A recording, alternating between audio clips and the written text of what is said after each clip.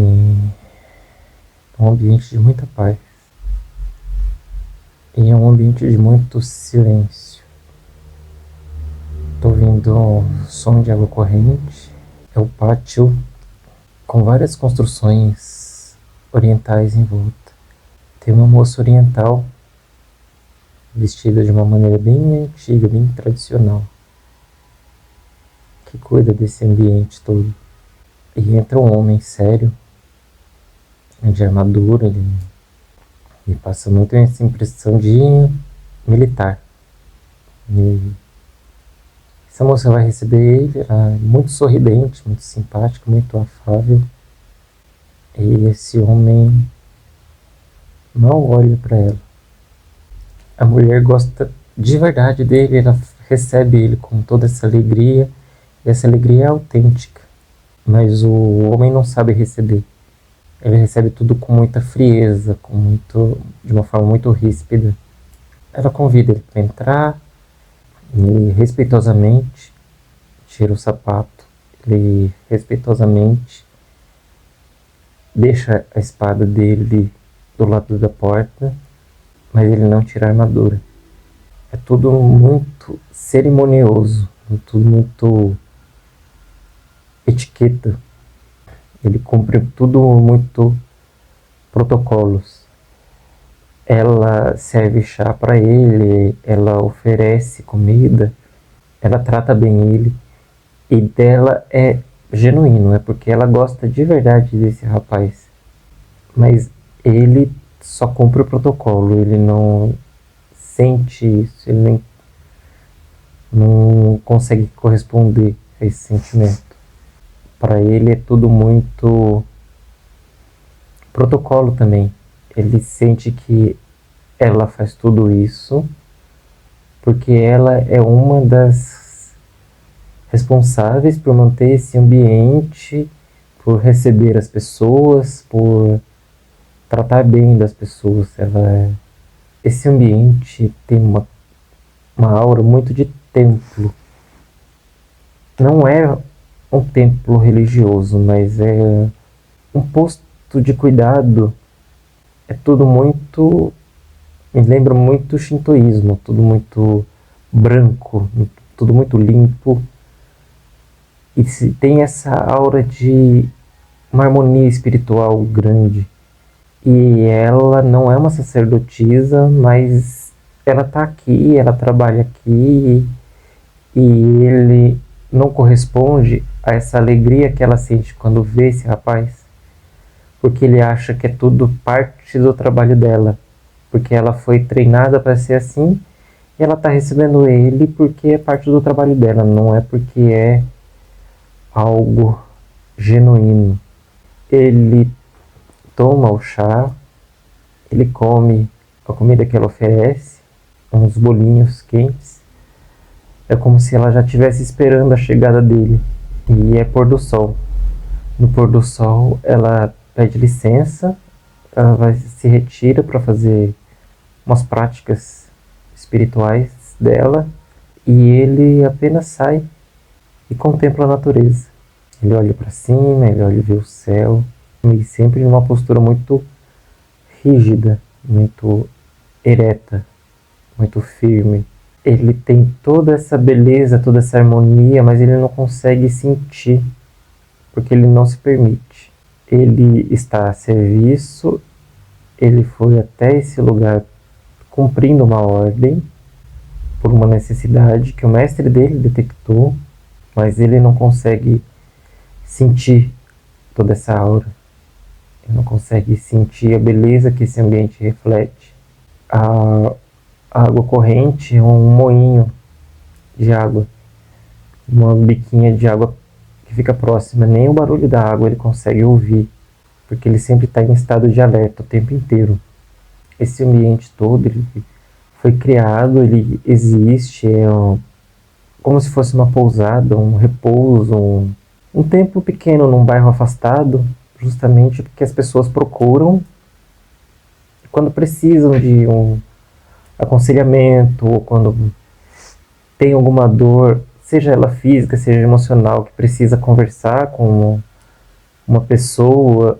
ou precisa de algum tipo de tratamento, eles procuram esse espaço. É um espaço mantido pela religião, as pessoas contribuem com esse espaço de acordo com o que o coração delas pede.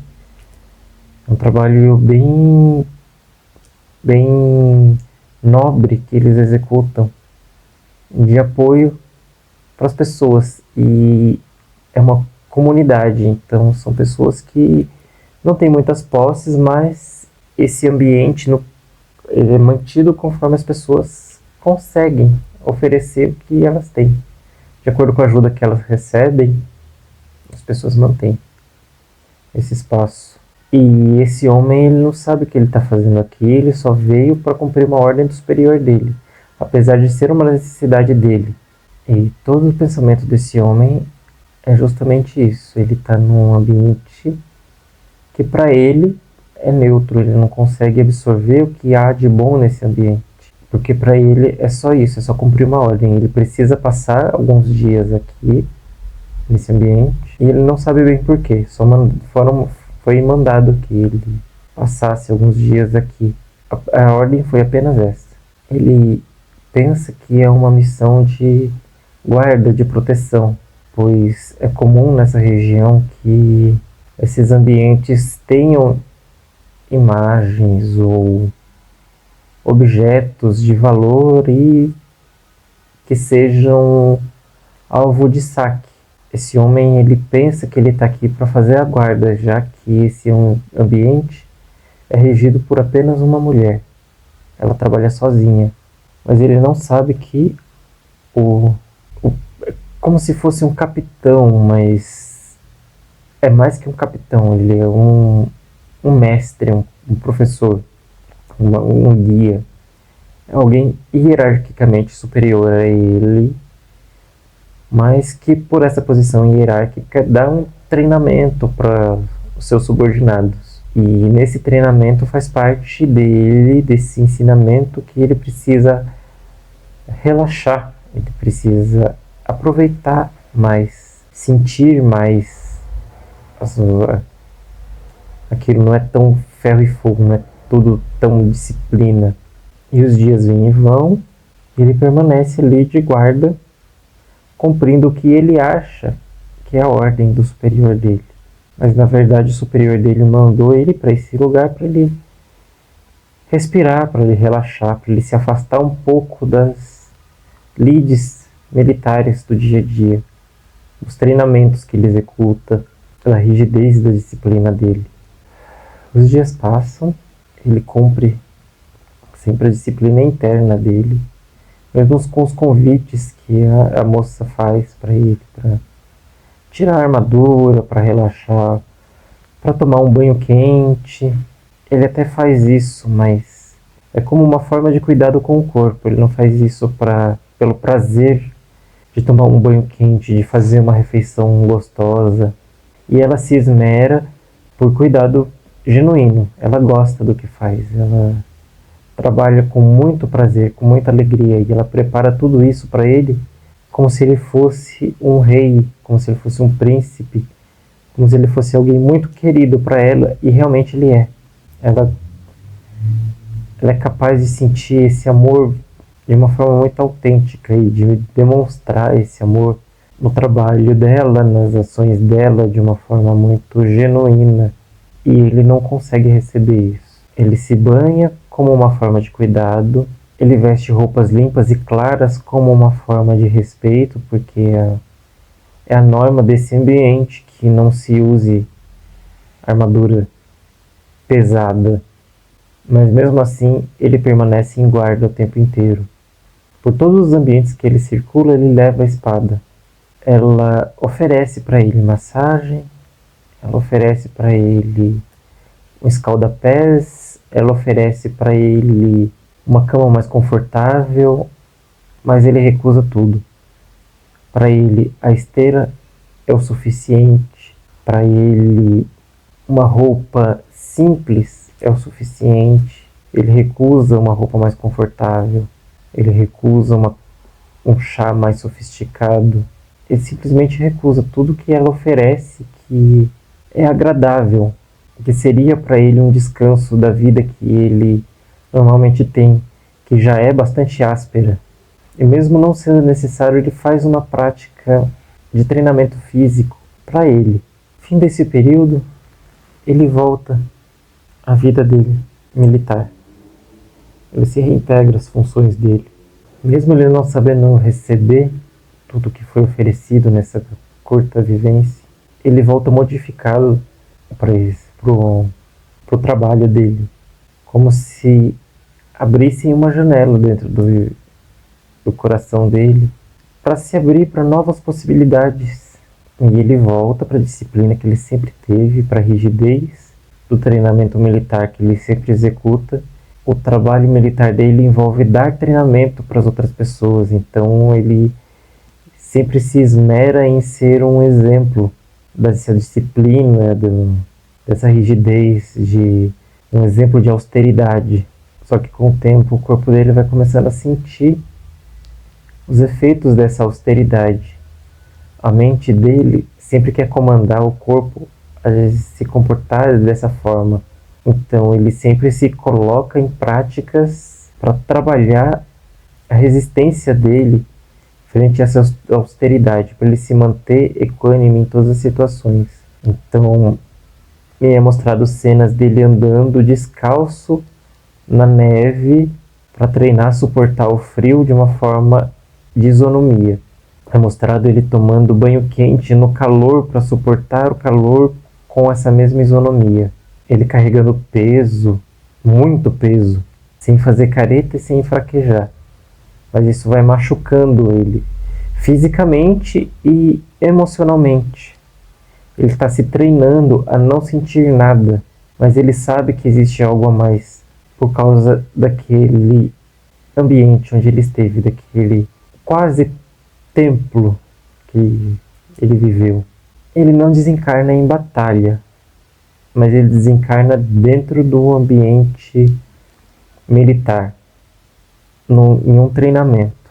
E é um treinamento que o corpo dele aguentaria se não tivesse sido submetido a tantas austeridades seguidas. Ele não se permitia o descanso que o corpo precisa para se refazer, para se recuperar. No meio de um desses treinamentos, o coração dele simplesmente parou. E ele ficou ali no mesmo ambiente astral, de rigidez, de austeridade. Alguns espíritos trajados de monge vêm ao encontro dele e falam que ele agora precisa se unir ao templo. Ele precisa sair desse ambiente onde ele está, mas ele não quer. Ele reluta por ser a vida que ele sempre conheceu e por achar que faz parte da disciplina dele treinar para ser mais resistente, como um vidro que passa pelo processo de têmpera, como o aço que precisa ser forjado no calor para ser cada vez mais duro. Para ele isso é ser bom, ser melhor. Ele é um guerreiro que vence todas as batalhas e é aquele que consegue resistir às situações difíceis por um tempo maior, aguentar a pancada por muito mais tempo. E é assim que ele se treina. Os monges são muito respeitosos, entendem e acolhem a decisão dele e se colocam à disposição. Eles se afastam falando para ele: a qualquer momento é só chamar. Ele não entende muito bem porque ele ainda não percebeu que está desencarnado. Ele escolheu ignorar olhar para o próprio corpo, então ele não acompanhou todo o processo dele de incineração, de ser velado nesse contexto onde ele estava. O comum era se fazer uma pira funerária. Não se tinha por costume enterrar os corpos, sim, incinerava. E as cinzas, sim, eram depositadas num cemitério, num campus. Eram feitas lápides em memória daqueles que faleceram, a moda dos cemitérios que nós temos, mas era assim um costume incinerar os corpos, manter-se a memória dos antepassados, mas os corpos não eram enterrados. E ele não viveu todo esse processo. Ele, por escolha do espírito dele, ele ficou com a consciência adormecida durante esse tempo. Então, para ele ainda estava encarnado, mas ele estava num ambiente muito sozinho, solitário. Ele não via ninguém e ninguém via ele. E nessa disciplina ele ficou um bom tempo, até que a vida daquela moça, primeira moça, ele se esvaiu, bem idosa já. E após ela se recuperar, ela entender tudo o que tinha acontecido, ela que veio conversar com ele da forma jovem com que ela tinha se apresentado antes. E foi ela que realmente conseguiu tocá-lo e convidar para que ele fosse aquele templo novamente, aquele mesmo ambiente, e lá que foi feito um tratamento, um equilíbrio, uma recuperação. Aí sim ele pôde entrar num ambiente espiritual mais elevado, um posto de socorro, para ser amparado de uma forma mais eficaz, junto com os monges que foram buscar ele a primeira vez. E aí ele entendeu tudo que ele passou, todo o processo que ele viveu, todo o ensinamento que ele teve durante essa vida. O que acontece no mundo espiritual? Vocês estão sendo me mostrados lírios agora. Ele conserva ainda agora uma cena que ele conserva aquela aparência que ele tinha de um homem de aproximadamente 50 anos, oriental, de armadura, sem o capacete, e que se une às equipes de combate, às influências negativas. Esse contexto é muito oriental, então aqueles espíritos que se degeneram, eles assumem uma forma de homem com cabeça de demônio. E ele se une a equipes que lutam contra esses demônios. O trabalho que ele executa é justamente de proteção a ambientes espirituais, parecido com o trabalho dos guardiões que a gente tem aqui, como um auxiliar das equipes de socorro. Ele não atua diretamente nas equipes de socorro, mas ele usa essa força, dessa disciplina que ele construiu ao longo dessa vivência que ele teve, para proteger esses ambientes espirituais. A falange que ele trabalha é identificada por lírios. Então, todos os trabalhadores do socorro têm lírios no uniforme, todos os guardiões têm lírios na armadura. Por isso me foi mostrada essa imagem do lírio. E tanto o trabalho dele espiritual envolvendo a proteção dos ambientes espirituais, onde são feitos práticas espirituais, práticas de cura,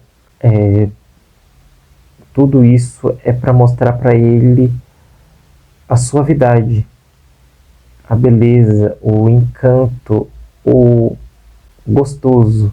Era isso que foi mostrado na vida dele anterior, essa vida militar, que sim, é muito importante buscar o autoaperfeiçoamento e buscar a excelência, mas isso pode ser feito através de uma via muito mais amorosa, não através da austeridade. Ele escolheu se aperfeiçoar através da austeridade e isso trouxe muita dor e isso encurtou muito a encarnação dele. Foi mostrado para ele, os mentores mostraram para ele que ele fez a escolha do caminho da austeridade. Essa vivência dele, me vem a palavra centro de tratamento, casa de tratamento. A vivência dele seria para ele se comover nessa época com o amor e a alegria que foi oferecido genuinamente para ele e buscar os ensinamentos espirituais muito belos que o mestre dele teria para oferecer, que os templos têm para oferecer. Ele rejeitou todo esse amor e escolheu a via da austeridade. Se ele tivesse escolhido a via do amor, ele teria uma vida muito mais longa, ele teria tido uma vida muito mais feliz e ele poderia contribuir muito mais para o autoaperfeiçoamento dele e para o aperfeiçoamento de todos aqueles que ele conduzia. E essa tendência é uma tendência do espírito dele que ele ainda vai carregar e que é algo a se pensar nessa encarnação atual, onde ela veio como uma mulher para experimentar a suavidade. É algo a se pensar sobre o quanto se disciplina a fazer as coisas por achar que é aquilo que deve ser feito, mas não é algo que se sente no coração. Como ela vai ficando nesse local espiritual, alguma orientação dos mentores. Ai, Ona, menina, precisa muito ver o belo na vida. Menina precisa ver a Oino Sora, céu azul. Menina precisa muito ver beleza de flores. Menina precisa muito ouvir Mizuno, barulho da água. Menina precisa muito sentir calor do vida, Yawase, alegria, felicidade do vida no corpo. Menina não sente, menina não se permite ser feliz. Menina faz muito coisas porque se tem que fazer. Menina não faz coisas porque menina se sente feliz fazendo. Menina procura ser certinha. Menina não procura ser feliz. É muito pesado para a vida de menina. Não é para ser pesado. Menina tem longo caminho pela frente, mas ela tem que sentir mais ser de kokoro, de coração. Menina precisa sentir mais vento na face, sentir mais beleza na vida. Menina não precisa estudar para ser perfeita. Menina tem que ser ela mesma e curtir, aproveitar todo momento que a vida oferece. Ela não precisa ser perfeita. Ela não precisa fazer tudo certinho. Ela precisa aproveitar a experiência. Ela precisa seguir o fluxo da vida.